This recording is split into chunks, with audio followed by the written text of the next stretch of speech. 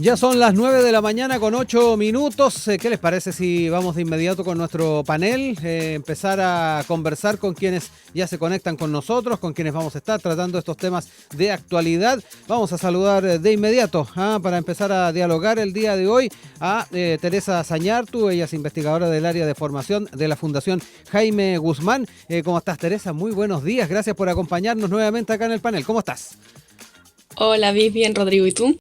Gracias Todo por muy invitarme de bien. nuevo. No, gracias a ti por estar acá junto a nosotros. Ahí estamos también a la expectativa de poder ir sumando también a la otra panelista que va a estar con nosotros el día de hoy. Así que apenas tengamos esa comunicación y esa conexión lista, también incorporamos en esta conversación, obviamente. Teresa, empecemos a hablar un poquito de los temas propuestos y particularmente lo que tiene que ver con estas reglas del uso de la fuerza, que han tenido particularmente una situación compleja esta semana porque ha habido polémica en esta discusión, particularmente porque el gobierno decidió quitar la suma urgencia al trámite de esta iniciativa el día miércoles, sin ir más lejos.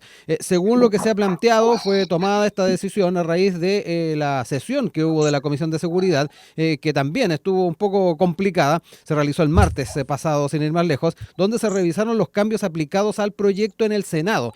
Hecha la revisión, terminó sin votos a favor, 1 en contra y 11 abstenciones, lo que finalmente ha motivado entonces al Ejecutivo ir generando o quitando más que nada esta suma de urgencia.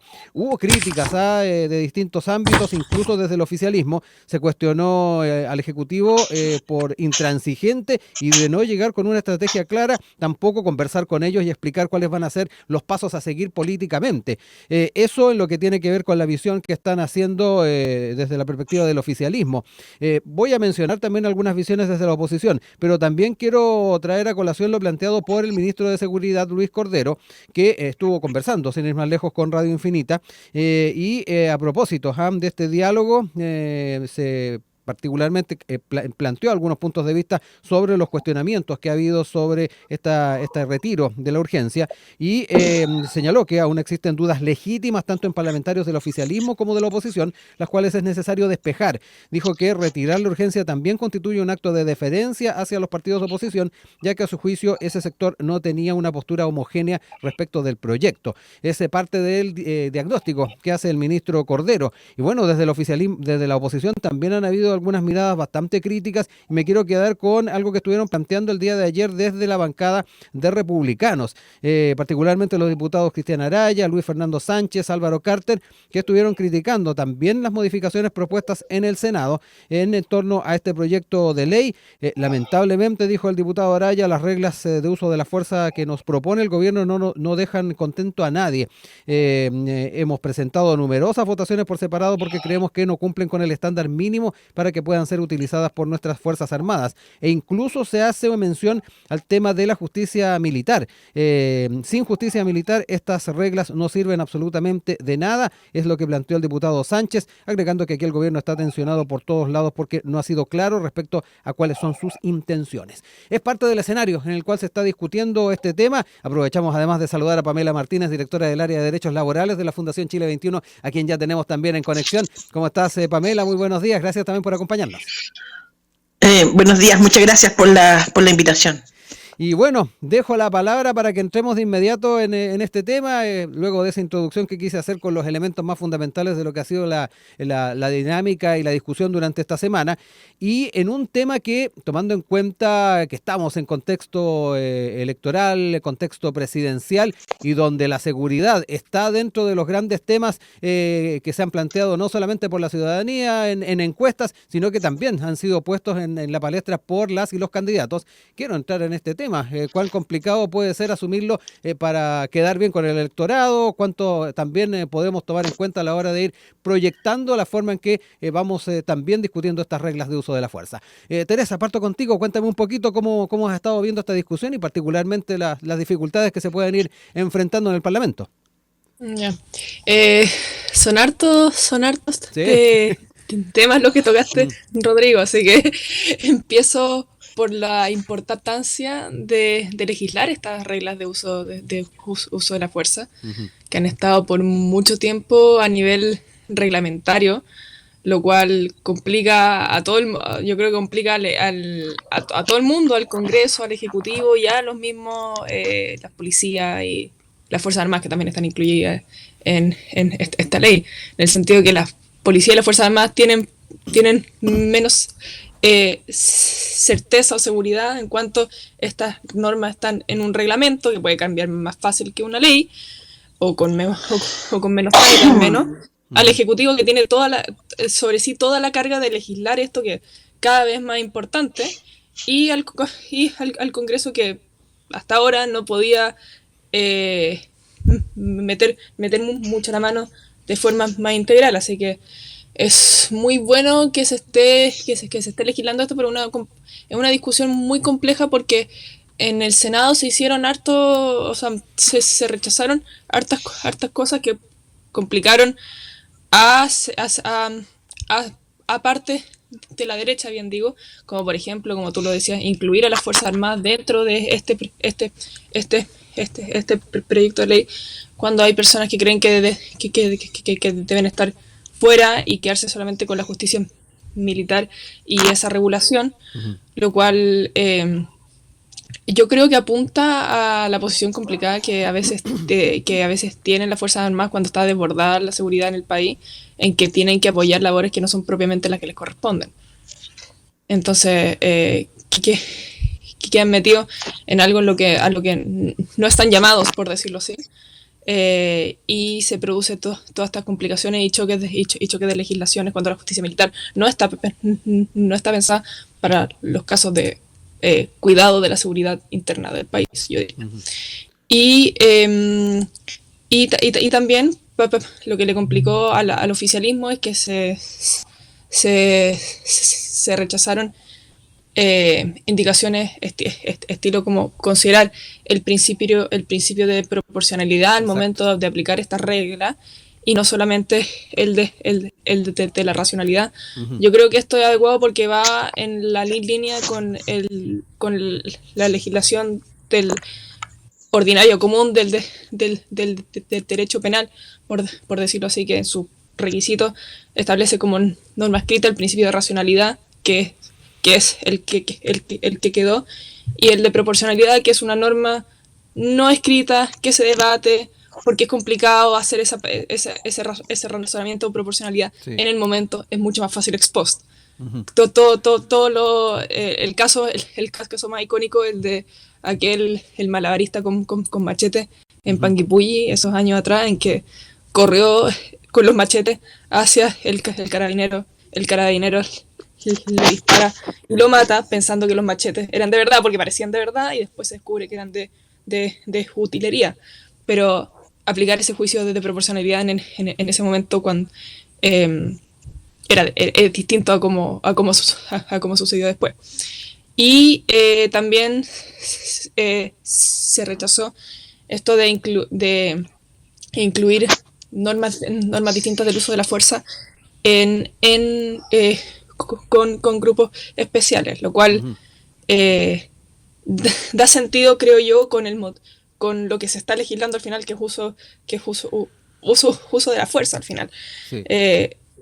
Que se juzga por lo que está ocurriendo, y el atentado al bien jurídico que está ocurriendo, a lo que se está robando, lo que se está atentando contra, y no tanto a la persona. Sí. Entonces yo creo que el gobierno está ahora, para responder más tu pregunta, el gobierno está en una posición más complicada, porque que le ha pasado harto, porque está en este clima en que la gente pide más seguridad. Este es un proyecto que se venía tramitando hace rato. Yo cuando trabajaba en el proceso constitucional del 2023, ya se hablaba de este tipo de cosas.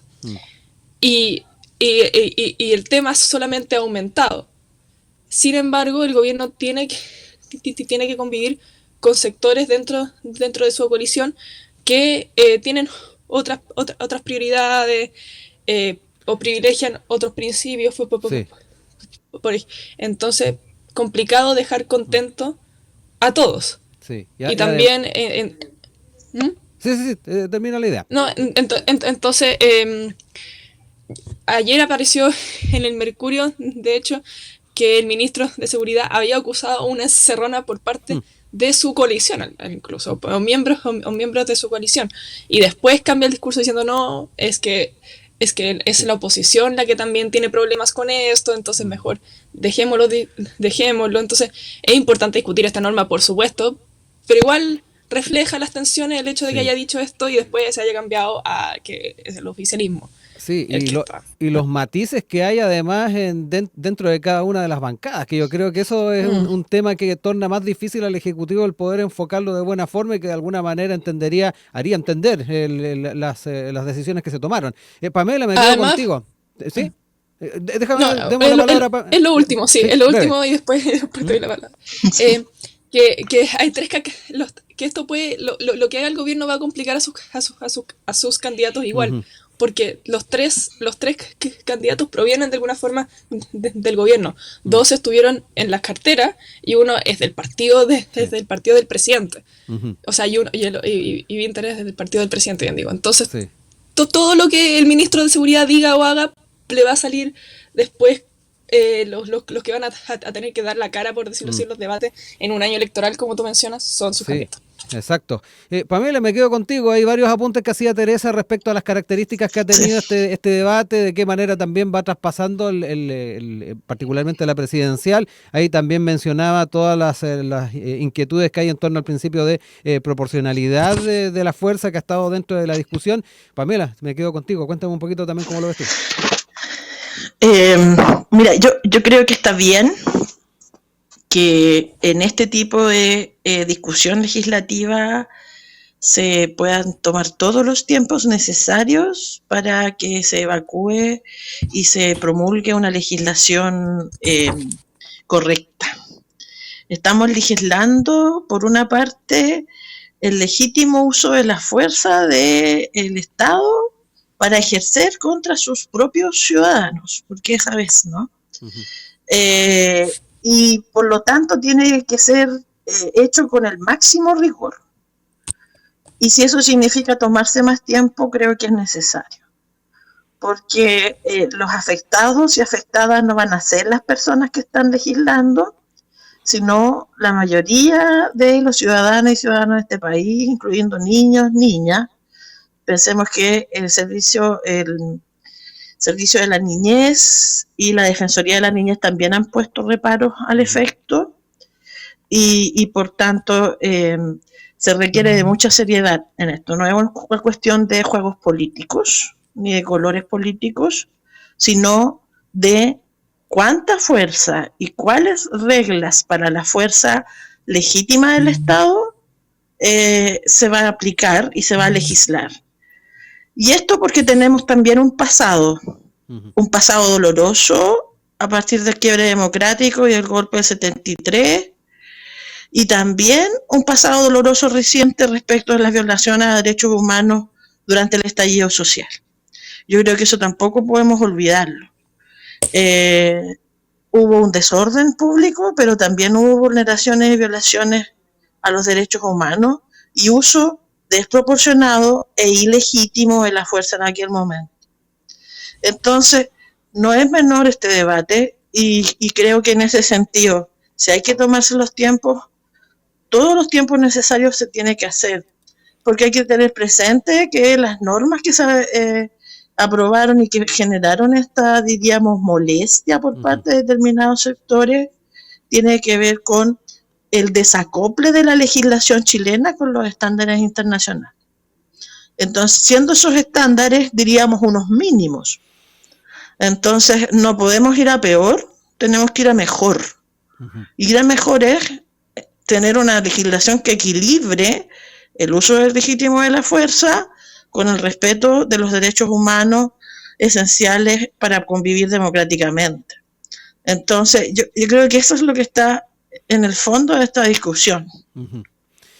Teresa, vuelvo contigo para ir abordando algunos de los apuntes que hacía Pamela, el tema de, obviamente, tomarse el tiempo en temas que son complicados, son delicados. Ahí hacía mención a situaciones que se han vivido en el pasado reciente de nuestro país, pero también en el contexto de dictadura, en torno a lo que son efectivamente el uso de la fuerza, también los apuntes que se han hecho de distintos organismos. Hablaba particularmente de la Defensoría de la Niñez respecto a elementos que están presentes en esta discusión. Me interesa saber también cómo ves el tema de los tiempos, Teresa, y además estos apuntes que es importante tenerlos en cuenta, a la vez de hacer mención de que no se trata solamente de situaciones que se vivieron al alero de dictadura, sino que además también en lo que estuvo presente el año 2019 y que en muchos casos se genera bastante discusión en el Parlamento y a nivel político. Sí, o sea, abordando el tema de los tiempos en principio, yo coincido con Pamela en que hay que tomarse el tiempo en legislar, y no solamente esta ley, sino que todas las leyes. Soy muy contraria a legislar apurado, pero hay que distinguir entre legislar apurado y dilación, en el sentido que no es una dilación intencional, yo creo, más allá de esta situación complicada que tiene al gobierno entre a quién dejar contento, cuánto impulsar, pero en el sentido de que mientras más tiempo estén estas normas sin dictarse, más en la situación complicada que expliqué al principio están todos. O sea, los hechos de violencia que requieren el uso de fuerza de carabineros van a seguir existiendo, y mientras antes les brindemos esta seguridad a las personas que van a conocer la ley y a los carabineros que pueden ejercer esta fuerza, mejor se va a poder responder a esta situación de seguridad, creo yo. Uh-huh. Y hay que asumir que como en esta, como en otras leyes, no todos van a quedar contentos, justamente porque los intereses y las ideas de los distintos grupos son muy distintas. O sea, hay grupos que van a luchar hasta el final por incluir la proporcionalidad, a pesar de que no está regulada en el caso de la legítima defensa en Chile, cuando ha sido cuestionado, debatida en la doctrina y en la jurisprudencia, bien digo, perdón. Y a pesar, y otros van a seguir defendiendo estándares internacionales que muchas veces son recomendaciones o estándares que deben adaptarse a la situación que hay en Chile. En ese sentido, tomarse el tiempo es importante, pero también es importante seguir avanzando, contando que muchos grupos van a participar en esta ley. La Defensoría de la Niñez, por ejemplo, va a abogar por el grupo de especial interés que ella protege, que son los niños. Los republicanos van a estar muy interesados, por otro lado, en la justicia militar, pero hay que conciliar todos esos intereses para efectivamente poder seguir avanzando, porque, repito, como bien dijo Pamela, estamos hablando del uso legítimo de la fuerza por parte del Estado, que es el llamado a ejercerla. Y mientras no tengamos reglas claras, estamos en una situación muy, muy precaria. Uh-huh. Pamela, entremos un poquito también en parte de lo que nos señalaba Teresa recién, y me quiero quedar con esta legislación internacional y también lo que tiene que ver con las recomendaciones. ¿Cuánta libertad o cuánto espacio tienen las legislaciones y los ordenamientos jurídicos para ir adaptando esto? Bueno, por lo mismo, yo diría que estas normas requieren de amplios consensos. Uh-huh. Porque en la medida que no hayan amplios consensos sobre ellas, van a ser luego cuestionadas en su aplicación. Si hay una antinomia entre las normas internacionales, las recomendaciones de los órganos de control y la legislación interna, lo más probable es que en su momento se cuestionará la aplicación de esa norma. Ujú. Se podrá recurrir a tribunales internacionales por la aplicación de esas normas. Se pedirá al Tribunal Constitucional la inaplicabilidad de esas normas. Entonces, por eso es complejo, porque si aprobamos normas que están y que son contrarias al orden internacional, que es lo mínimo, y que además son normas que están introducidas en nuestro sistema jurídico, Ujú. Nos arriesgamos a esto, ¿no? Una norma no consensuada que finalmente va a ser cuestionada, y por lo tanto la seguridad que se pretende para las fuerzas de orden que tendrán que aplicarlas no se va a dar. Ujú. Entonces, yo creo que ese es el problema. Para que haya seguridad, para que las fuerzas de orden puedan aplicarlas, tiene que haber un consenso social sobre aquellas. Si ese consenso no se da, entonces vamos a seguir aún aplicándose sin el principio de proporcionalidad o todos los detalles que se han ido discutiendo, vamos a estar en la misma situación y peor, porque va a estar siendo esas normas posiblemente cuestionadas en los tribunales y a nivel internacional. Entonces, por eso requerimos de amplios consensos y estar de acuerdo en aquello, porque si no es perder mucho el tiempo, en el sentido de que vamos a quedar igual. Entonces, hay que plantear también respecto del caso que señalaba Teresa, ¿no? El muchacho que de Panguipulli. Sí. Hay que recordar que ese carabinero fue absuelto precisamente por aquello.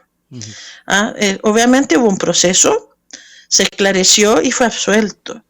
Entonces, hay que tener también presente muchas veces, y esto me lo comentaba un reconocido profesor del Centro de Derechos Humanos de la Facultad de Derecho de la Universidad de Chile, el profesor Felipe Abbott, en algún momento, de que hay bastante literatura, por ejemplo, sobre todo en esos casos, respecto de personas que se abalanzan a las fuerzas de seguridad y son una especie de, diríamos, suicidios indirectos.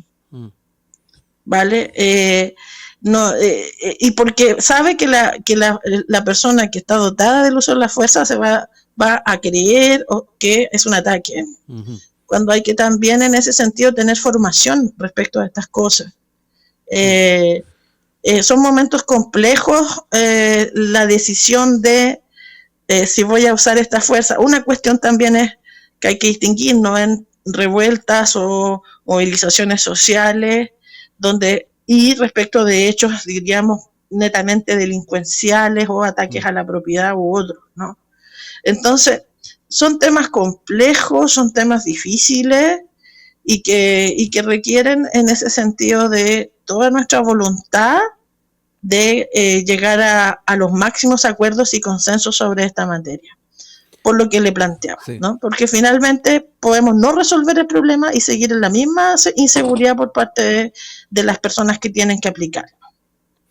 Quiero aprovechar estos últimos minutos del bloque para ir cerrando ideas en este tema. Teresa, te dejo ahí la palabra para que hagamos los últimos apuntes en torno a las reglas de uso de la fuerza.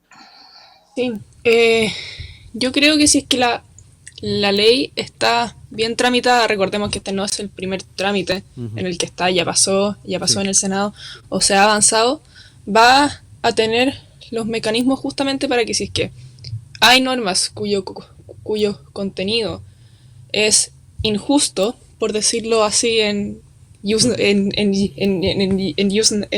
naturalismo, pueda ser cambiado, pero el hecho de que pase por el Congreso, de que obtenga los votos en las cámaras, de que se realicen las modificaciones en las comisiones y en sala, y obtengan los votos en sala para lograr hacer una ley, ya refleja un consenso suficiente como para que esta ley sea obedecida y entre en vigencia en el ordenamiento jurídico, y así justamente evitemos las situaciones que se vivieron en el pasado, en el pasado reciente, en que había indefinición respecto a qué es lo que había pasado en ese momento. Cuando tengamos un marco jurídico unificado, tramitado, que ya se viene tramitando hace rato, repito, se va a poder justamente evitar con las RUF las situaciones que se vivieron al menos el 2019. Entonces, y justamente va el ordenamiento jurídico ya contempla herramientas para hacer valer las posibles inconstitucionalidades o injusticias que tenga el contenido mismo de esta ley. O sea, la tramitación, el mensaje que quiero dar es que la tramitación en el Congreso de por sí ya da bastante consenso en un Congreso que ya hemos hablado antes que está politizado, o sea obviamente está politizado, perdón, pero es polarizado, es atomizado, en que los acuerdos son difíciles. Hay que entender la situación de las cosas y avanzar prudentemente, en tiempos prudentes con estas leyes para poder al fin enmarcar adecuadamente el poder más importante del Estado, según algunos, que poder ejercer legítimamente la fuerza. Pamela, ¿también tus últimos apuntes en este tema? No, reafirmar lo planteado, que nos tomemos el tiempo necesario y que salga la legislación más consensuada posible. Y yo también quiero terminar con una reflexión de que yo siento bastante pena que estemos en estas discusiones, porque hace un tiempo atrás estuve en Uruguay y conversando en una estancia de investigación con algunos colegas y amigos de allí, en Montevideo, y me indicaban que allí no hay guanacos, zorrillos, ni nada de esas cosas, porque no tienen, digamos, esos problemas. Y quizás cuando estamos discutiendo esto, estamos de alguna manera asumiendo ciertas tensiones sociales y la resolución de esas tensiones. Cuando el debate lo planteamos en este ámbito, que vamos a tener que resolverlo por la vía de la aplicación de la fuerza, ¿no? Y me gustaría, eso es un deseo, ¿no? Que no tuviéramos que dar este debate, sino que el debate fuera cómo resolvemos los problemas que dan origen a esos conflictos. Eso sería mucho mejor, ¿no? Y no tendríamos que estar ni discutiendo esto, ni invirtiendo en ese tipo de infraestructura.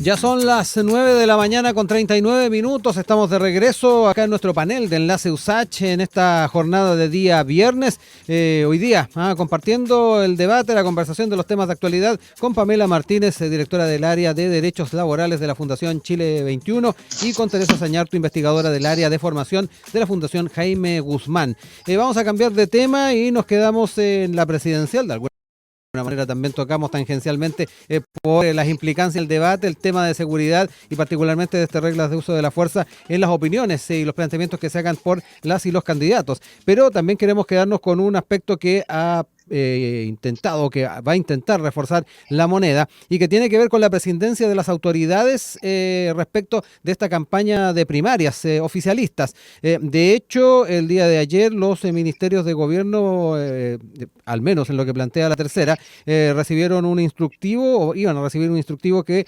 reforzara lo que ya dictaminó la Contraloría a fines de abril. En Palacio buscan evitar controversias con candidatos del sector que hasta ahora ya habían tenido ciertas situaciones a propósito de ministros apoyando a ya sea Carolina Toá o a Janet Jara. Es parte entonces de lo que ha sido planteado. Se trataría, según la tercera, de un documento que en la moneda comprometieron para estos días con la intención de evitar que el inicio de la campaña electoral se vea empañado con polémicas relacionadas a apoyos de personeros.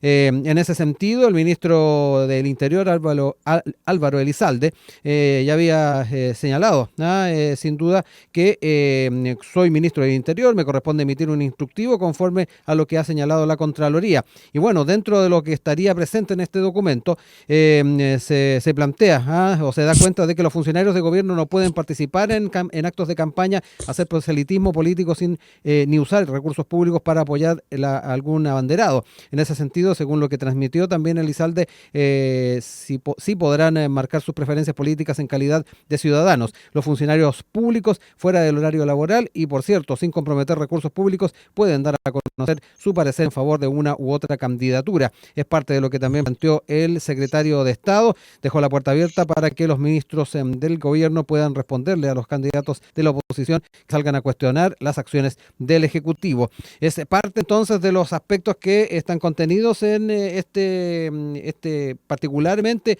modo de enfrentar el tema de la presidencia respecto de esta campaña, y que quiero también comentar con ustedes el día de hoy, porque de alguna manera de a poco se van a seguir dando estas situaciones en el límite y que al menos la moneda trata de ir evitando. Pamela, parto contigo, cuéntame un poquito también cómo ves este tema.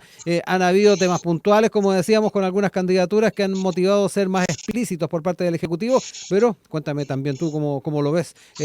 Pareciera que esto es como un déjà vu. Además, cada vez que tenemos una presidencial y dependiendo de quién esté en el gobierno, nos vamos a encontrar con esta misma situación. Sí, claro, ese es un tema ya latamente discutido desde la vuelta a la democracia, ¿no? ¿Cuál es el rol de los gobiernos en procesos eleccionarios, sobre todo cuando no tenemos reelección? Entonces, se da este problema dada esta regulación. Yo siempre he pensado, ¿no? Si estuviéramos en Estados Unidos, el presidente en ejercicio utiliza los bienes públicos, anda en el avión, en el helicóptero presidencial haciendo campaña, ¿no? ¿Qué pasaría ahí, digamos, no? Si hay algún símil en Estados Unidos, la Contraloría tendría muchas denuncias, ¿no? Si fuera en ese sentido. Creo que está bien que se regule, hay instructivos de la Contraloría al respecto. Todas las veces los gobiernos independientes del color político plantean estas regulaciones y estas instrucciones a sus autoridades y a las autoridades de gobierno. Y esto es un caso bien singular, porque efectivamente lo que hay es una primaria exclusivamente de lo que podríamos denominar el oficialismo, donde además es una primaria muy competitiva, donde participan 4 candidatos de diversos conglomerados que constituyen esta alianza de gobierno. Y por lo tanto, el gobierno está tratando obviamente de evitar roces internos, evidente, y en ese sentido me parece correcto. Y es muy correcto además hacer hincapié en el buen uso de los recursos públicos. Sí. Ahora, respecto de los ministros y de pronunciarse fuera de la, jornada laboral, ¿no? Sí. Es bien complejo porque el ministro no deja de serlo a partir de las 6 de la tarde. 24/7. Son 24/7, son gente que está, se supone, dedicada absolutamente a su labor ministerial y obviamente por la relevancia de sus cargos.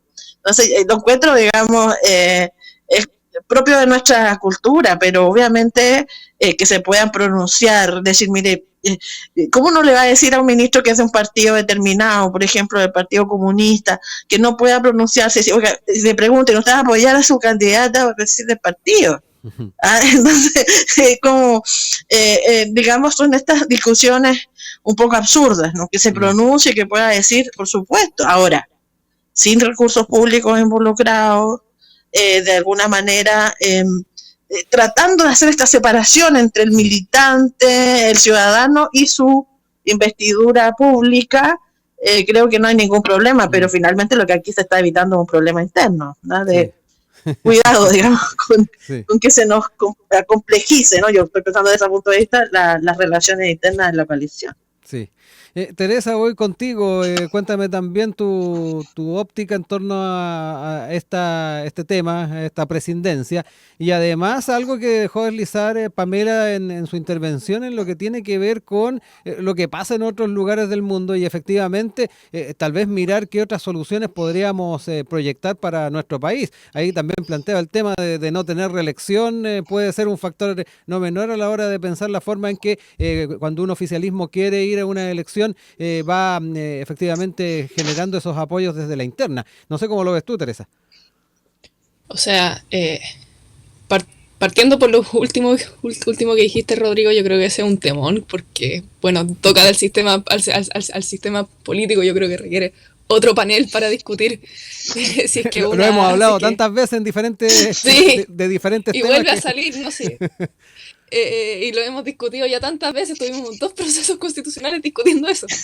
Pero, o sea, yo creo que aquí la respuesta es la prudencia, que la olvidada, la olvidada, la prudencia de los políticos, que es que no, o sea, pasa en otras partes del mundo porque tienen un sistema político distinto. O sea, en Estados Unidos el presidente tiene a su vicepresidente, que es como el delfín, básicamente, lo pasea por todas partes, lo exhibe, puede ser reelecto, el presidente mismo también. Entonces, como es parecido a lo que habrá pasado acá en los decenios, en el siglo XIX. Uh-huh. Que cumplen los 10 años y después exhiben al delfín y apuestan a que el delfín salga, y salvo que pase una catástrofe estilo cuestión del sacristán o algo así, se cae el delfín. Entonces yo creo que las cosas... Y además son idiosincrasias políticas muy distintas. O sea, yo creo que requiere es como para hacer una tesis o un curso, con las similitudes y diferencias que motivarían a adoptar o no ciertas soluciones. Yo creo que lo que hacen en Estados Unidos responde a su sistema político, pero no creo que sea algo que deba hacerse en Chile. O sea, es prudente el silencio del gobierno en un gobierno que intenta ser, no despersonal, pero estar idealmente por encima de estos vaivenes políticos, especialmente en año electoral, justamente porque yo tiendo a coincidir con muchas cosas de las que mencionó la Pamela antes, que esto afecta esto puede afectar el buen gobierno, en el sentido de que si es que, especialmente en esta primaria, en que dos de los candidatos eran hasta hace un mes ministros del gobierno por mucho tiempo, obviamente afecta las dinámicas del resto de los ministros, quién apoya a quién. O sea, ya salió en la prensa que hay extra de pelos en la sopa en esto. Entonces que salía en el link de noticias, además, que Janet Jara iba a hacer una presentación en el Ministerio de Hacienda y se canceló a última hora. ¿Será porque Marcel está con Toa? Empieza a ensuciar, por decirlo así, la labor de gobierno propiamente tal de el presidente Boric, en cuanto se sale a la parte que es política, o netamente política, por decirlo así. Yo creo que esto, además, en este caso refleja las 2 almas del gobierno, y excluye de esto a Winter, porque el Frente Amplio está justamente en esta encrucijada, yo creo, de cuál de las 2 almas del gobierno se acerca. Entonces, por eso está el socialismo más tradicional, la Adriana del Piano, que apoya a Toa, el PPD, que obviamente apoya a Toa, parte del PS, que apoya a Toa, y después está lo que fue a Pro Dignidad con Janet Jara, que concentra a otra parte del gobierno. Esto puede crear, obviamente, unas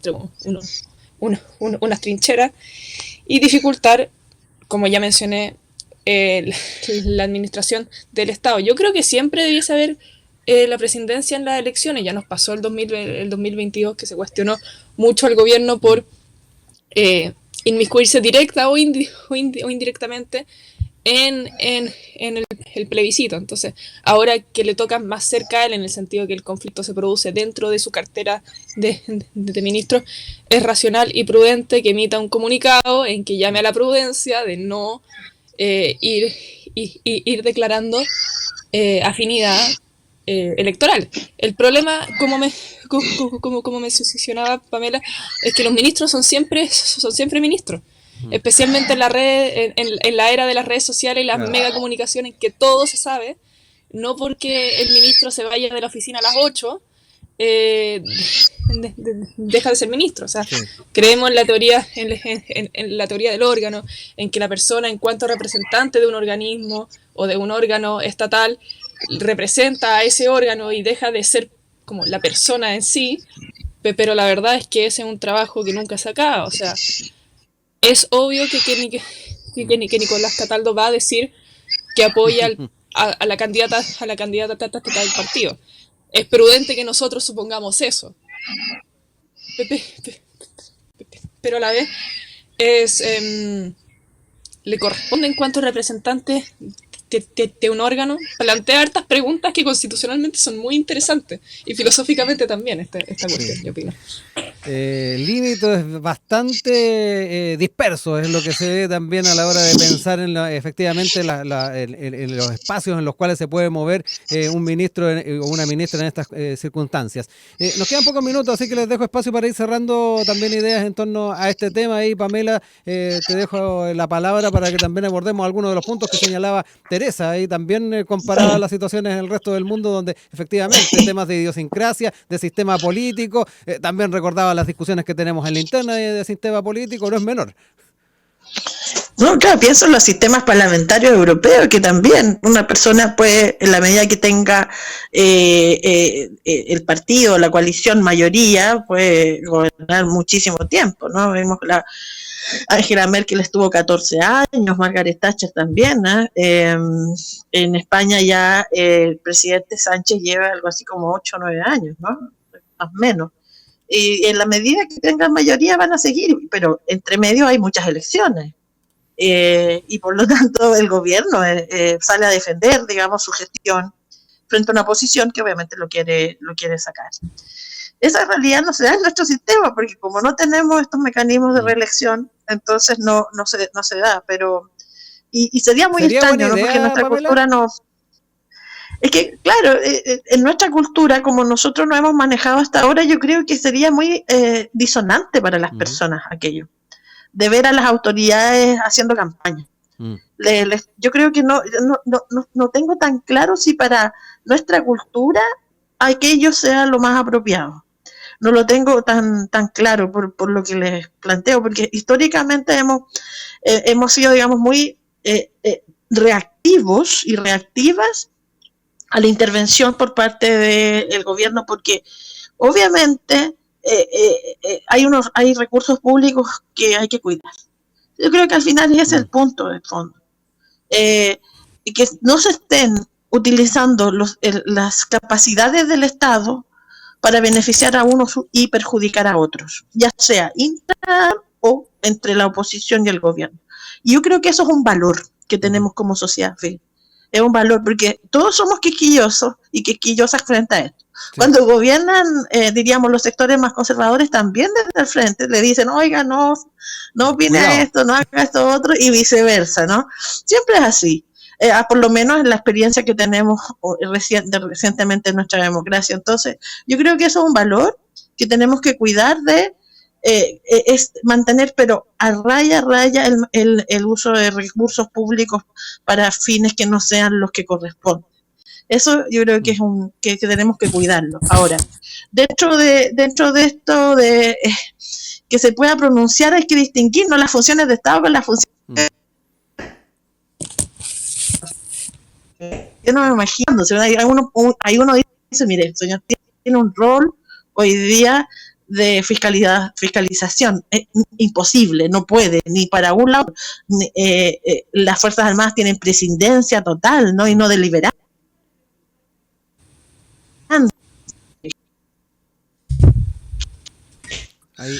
En ese sentido es evidente que si un ministro participa en una coalición política y es militante de un partido, que se pronuncie. Lo que no puede esto es utilizar el aparato estatal, la instrumentalización para que sean los que están encomendados en la ley. Yo creo que eso está bien y es un valor que tenemos que... Se nos pegó ahí un poquito, Pamela, al final de su intervención. Voy contigo, Teresa, porque también quiero cerrar ahí ideas contigo. Escuchábamos recién a Pamela, tus apuntes finales, para cerrar el panel, además. Sí, yo coincido con harto de lo que la escuché a Pamela. En Chile hay un control ciudadano bien fuerte en este tiempo. O sea, la gente está muy pendiente de lo que hace el presidente, porque la figura del presidente en un tipo de Estado como el nuestro es muy importante. No somos un Estado parlamentario, ni somos un Estado que federal, en donde hay mucha autoridad ejecutiva. O sea, aquí la gente está muy pendiente del presidente y trata al presidente, yo creo, casi como un gran hermano. O sea, todos los deseos están concentrados en el presidente y todas las culpas están concentradas en el presidente. Por eso el presidente es una figura que busca separar, que la gente busca que se separe de la política más contingente, sucia, por decirlo así, como del día a día, como que buscan que sea un jefe de gobierno y jefe de Estado también, y que como que administre los recursos. Y por eso es que se alega correctamente cuando hay intervencionismo, pues la gente espera que el presidente ocupe los recursos justamente para solucionar los problemas de la gente administrando el Estado, y que no ocupe esos recursos, sean recursos de plata o sean recursos de tiempo, en hacer campaña por un solo sector que no representa a todo el país. Y por eso es que se le alega también que siempre cuando se desliza un poco de intervencionismo, se le alega que hay temas más importantes, que la plata podría estar usada en otra parte, que si es que trabajan o no, por qué no están trabajando, casi que... Entonces, yo creo que es algo propio de nuestra política actual. Yo creo que va a seguir siendo así para cada sector. Y bueno, ahora está más entretenido si es que somos copuchentos por los pelos extra en la sopa. Sí, así que hay que estar atentos a cómo se desarrolla esto también, dependiendo de cómo funcionan las primarias del oficialismo y para la primera vuelta, cuando ya entra a jugar al ring también la oposición. Sí, ahí yo creo que ese punto que decía Teresa le puso bríos especiales además a esta presidencia, que generalmente nos provoca cierta discusión, pero que en esta oportunidad, a propósito de esos apuntes que decía, estos pelos en la leche, ha generado mayor expectación. Pamela, Teresa, yo quiero agradecerles que hayan estado con nosotros en nuestro panel, que tengan muy buen fin de semana y nos reencontramos pronto para seguir tocando la actualidad. Un abrazo a ambas. Gracias, Rodrigo. Chao, Pamela. Muchas gracias. Chao.